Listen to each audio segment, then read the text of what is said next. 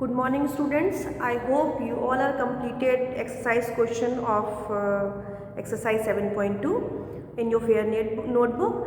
So today I am going to start exercise 7.3. Exercise 7.3 is based upon growth and depreciation. Okay, we are now discussed about growth and depreciation. Growth and depreciation.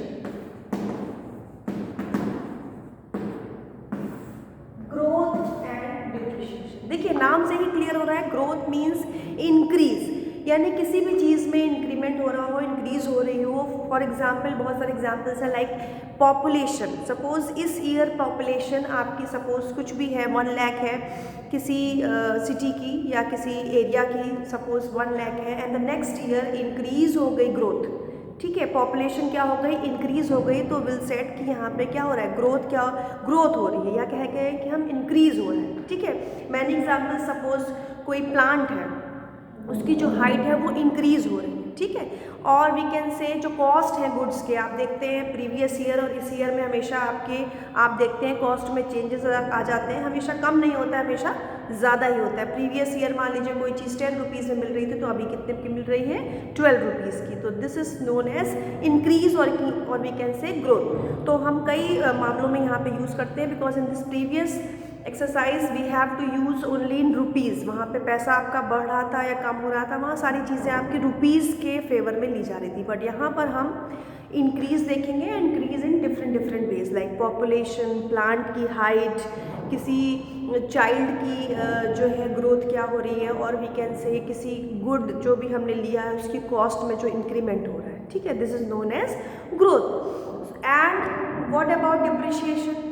Depreciation नाम से यानी कि depreciate होना, कम होना. ठीक है, जैसे आप कोई भी चीज़ लेते हैं, सपोज कोई मशीन लेते हैं तो आफ्टर सम ईयर्स आप देखते हैं कुछ उसको यूज़ करने के बाद या कुछ भी उसमें कुछ ना कुछ कमी हो जाती है ना.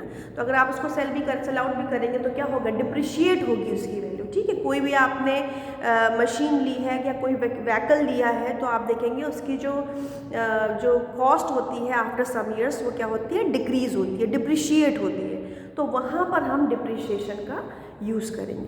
तो और we can say in place of growth we can say increase in quantity and depreciation means decrease in quantity. कोई भी क्वांटिटी जब डिक्रीज हो जाती है तो उसको कहते हैं डिप्रिशिएशन. सो ग्रोथ क्या हो गया आपका, increase in quantity and depreciation means decrease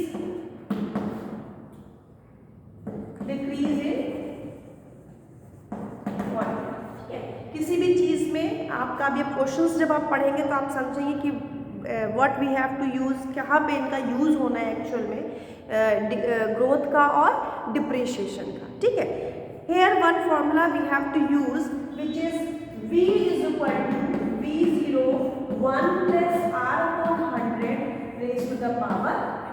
ठीक है, अब आप जो फॉर्मूला यूज करेंगे in the previous exercise we will use a is equal to p 1 plus r upon 100 raise to power m. देखिए वहाँ पे भी r is the rate of interest, n is a time period. Here is also r is the rate of interest and n is a time period. But we have to talk about v and v0. What is v and what is v0 in this exercise? तो v0 क्या होती है, present value होती है. Suppose कोई भी चीज़ है, suppose population की ही बात करें, चाहे हम इसकी बात ग्रोथ पे करें और डिप्रिशिएशन में करें, इन बोथ द केस अगर हम प्रेजेंट वैल्यू किसी चीज़ की बात कर रहे हैं तो प्रेजेंट वैल्यू को हम v0 से या v0 से शो करेंगे, और जो हमें निकालनी है वैल्यू आफ्टर 2 ईयर्स और before 2 years, this is known as v. Okay, suppose यहाँ पर हम लिख देते हैं, सपोज यहाँ पे जो हमने फॉर्मूला लिखा है v is equal to v0, तो हम लिख सकते हैं v is equal to quantity of v is equal to quantity of observer after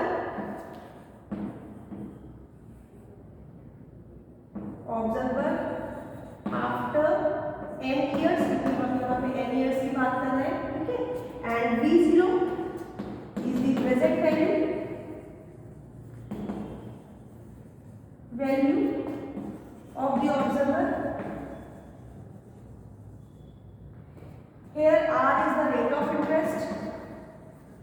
या रेट ऑफ ग्रोथ भी कह सकते हैं, rate of growth,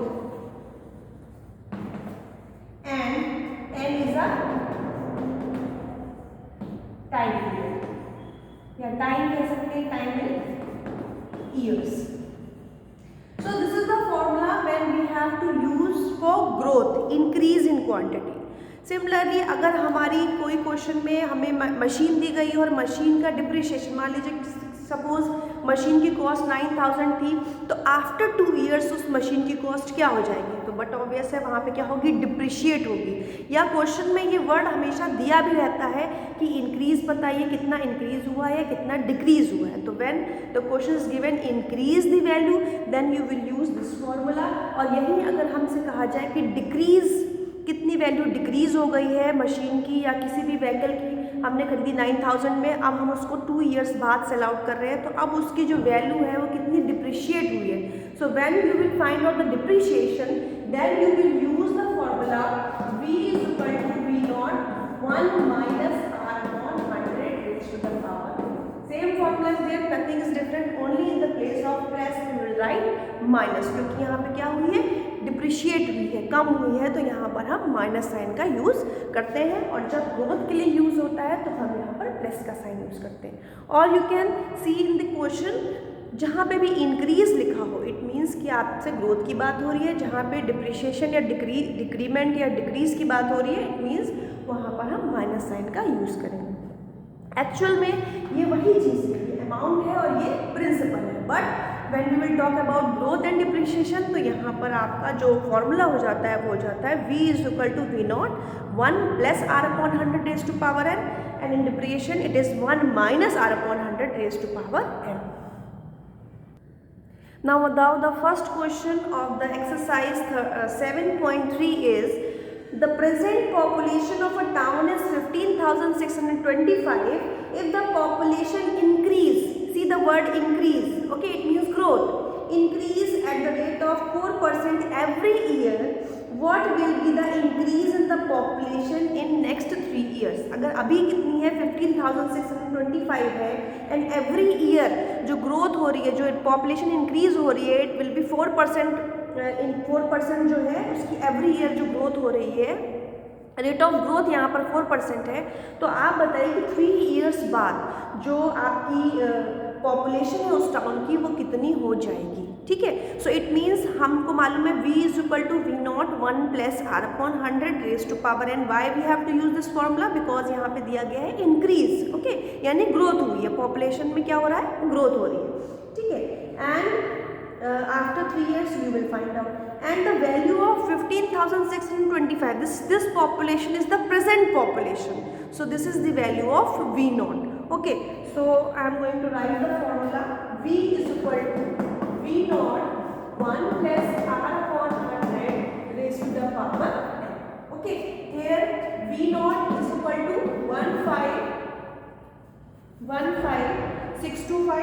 625 and 1 plus rate of growth is 4%, 4 upon 100 raised to the power. After 3 years you have to find. तो यहाँ पर 3 क्या हो जाएगा, n is equal to 3. 4 ones are 4 and 4 25s are 100.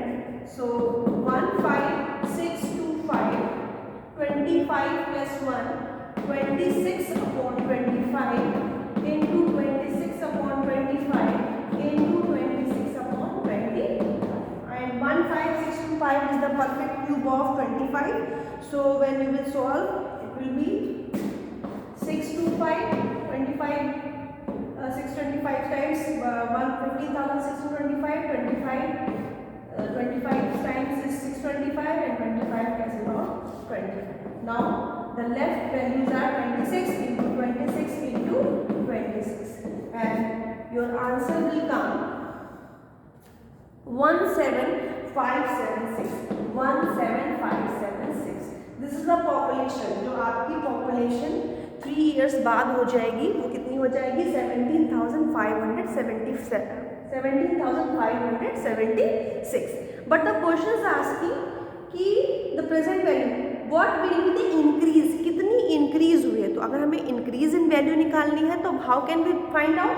After 3 years आपकी value ये है और पहले ईयर में आपकी वैल्यू कितनी थी 15,625, वी हैव टू सब्ट्रैक्टेड और हम फाइंड आउट कर लेंगे कि कितनी इंक्रीज हुई है। ठीक है, तो increase population, we have to find out increase population, increase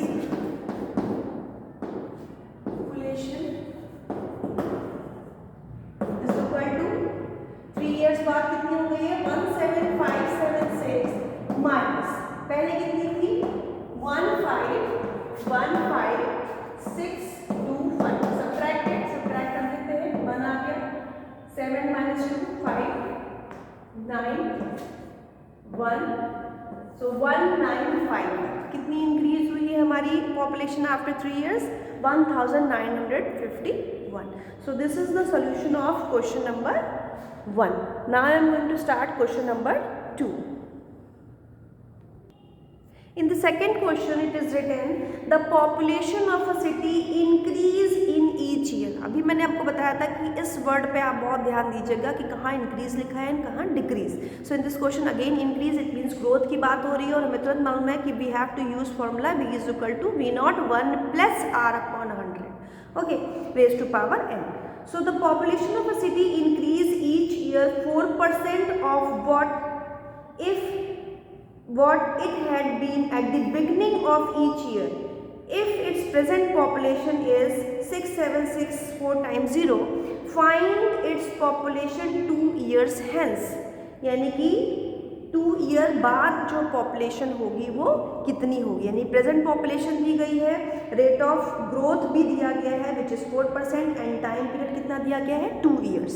तो हम वैल्यूज़ लिख देते हैं यहाँ पर आपको V0 की वैल्यू दी गई है, V की वैल्यू पूछी गई है कि आफ्टर 2 ईयर्स कितनी वैल्यू हो जाएगी और V0 is 6764 times 0, okay, and rate of growth is equal to 4% and time period is equal to 2 years. So in the first part we have to use the formula v is equal to V0 1 plus R/100 raised to the power n. V0 is 676000 into 1 plus R is 4/100 raised to the power 2. 4 1s are 4, 425 times 100. So 676 into 100 will convert as 100 into 100 in place of 4 zeros into it will be 26/25.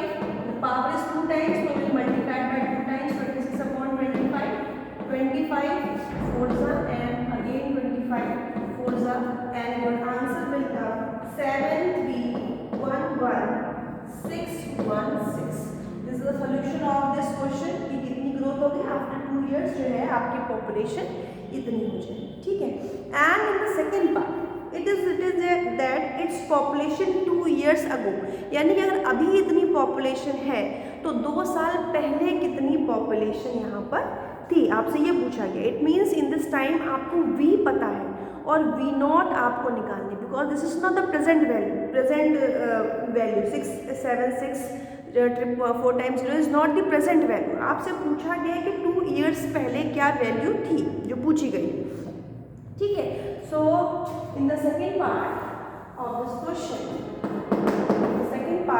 Question what values are given? V is given, V is 676 1 2 3 4 and V0 we have to find out. R is again same 4% and time is 2 years. Okay, so again we have to use the formula V is equal to V0 1 plus R/100 raised to the power n. Put the values. The value of V is equal to V0 1 plus 4/100 raised to the power n. 4 1s are 4, 425 times 100. So 67600 4 times 0 is equal to V0 25 plus 1 26 and the value of n is 2. So we write to 26/25 into 26/25. So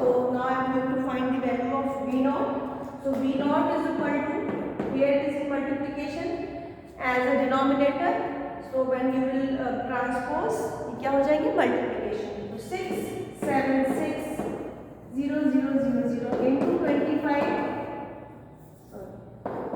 into 25 upon 26 into 26, and when you will solve it your answer will come 6250000. This is the solution of this question. यानी कि 2 साल पहले जो आपकी population होगी वो कितनी होगी 625 4 times 0. This is the solution of question number 2. Now question number 3. Question number 3 is the cost of a refrigerator is rupees 9,000. Its value depreciate. The word depreciate it means decrease. जो refrigerator की value है, देखिए machine ही है और machine की value क्या होती है आफ्टर सम ईयर्स वो क्या होती है डिप्रिशिएट ही होती है. तो 9,000 रेफ्रिजरेटर की कॉस्ट आपने ली थी. Its value depreciate at 5% every year. जो उसकी डिप्रिशिएशन हो रही है वो 5% पर ईयर हो रही है. Find the total depreciation in its value at the end of 2 years. तो कितनी डिप्रिशिएट हो जाएगी आफ्टर 2 ईयर्स, यानी 9,000 पहले थी और आफ्टर 2 ईयर्स 5% एवरी ईयर की से आपकी डिप्रिशिएट हो रही है ग्रोथ, डिप्रिशिएट हो रही है वैल्यू आपकी जो भी 9,000 आपका अमाउंट है. तो अब आप बताइए कि आफ्टर 2 ईयर्स कितनी डिप्रिशिएट हो गई होगी. ठीक है, the value of this refrigerator.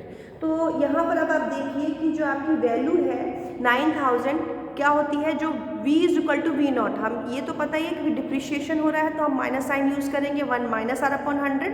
लेकिन v नॉट और v में भी आपको कन्फ्यूजन नहीं होना चाहिए. v not is the present value और यहाँ पे प्रेजेंट वैल्यू आपको दी गई है. तो v naught is equal to rupees 9,000 और v which you have to find out, आपको वैल्यू निकालनी है. रेट किस परसेंट से डिप्रिशिएट हो रहा है वो 5%. एंड टाइम पीरियड आपका दिया गया है यहाँ पर इस क्वेश्चन में 2 years. So the formula v is equal to v naught 1 minus r upon 100 raise to the power n. Put the value v is equal to 9,000 1 minus r is 5 upon 100 raised to the power 2. Okay, so 9,000 100 या 5 to the 5 to the 10. So 20 minus 1 is 19 upon 20 into 19 upon 20. And after calculation of these values, 0 0 will cancel out. Okay, or 2 ones are 2, 45 times. And after calculation, your answer will come 8122.5. This is the value after depreciation. After depreciation of 2 years, the value would be 81228122.5. Okay. Now you have to find कि कितना depreciate हुई है. ये तो 2 साल बाद उसकी value हो गई, लेकिन कितनी डिप्रिशिएट हुई है. तो डिप्रिशिएशन